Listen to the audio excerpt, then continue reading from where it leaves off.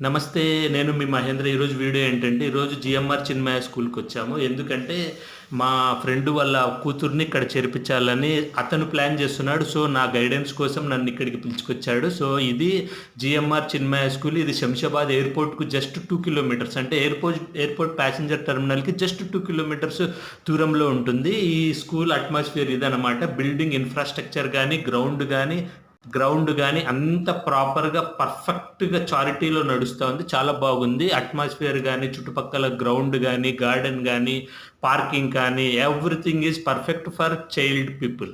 చిన్న పిల్లలకు చాలా మంచి ప్లేస్. ఇదే గ్రౌండ్ అండి. చాలా బాగుంది. సో, ఇక్కడ ట్విస్ట్ ఏంటంటే, యాక్చువల్‌గా ఆళ్ళ పాపని చేర్పించడానికి వచ్చాము. ఆ పాప ఫస్ట్ నుంచి హిందీ కమ్ ఇంగ్లీష్ మీడియం అండి. సో రీసెంట్‌గా తెలంగాణ గవర్నమెంట్ తెలంగాణలో ఉన్న ప్రతి స్కూల్‌లో తెలుగు క్లాస్ కంపల్సరీ చెప్పింది. సో, అతడు ఆప్షన్ ఏమీ లేక స్కూల్ అంతా నచ్చింది. కానీ డైనమాలో ఉన్నాడు. ఇక్కడ చేర్పించాలా వద్దా? ఎందుకంటే తెలుగు ఉంటుంది కాబట్టి, తెలుగు సబ్జెక్ట్ ఉంటుంది కాబట్టి. So, decision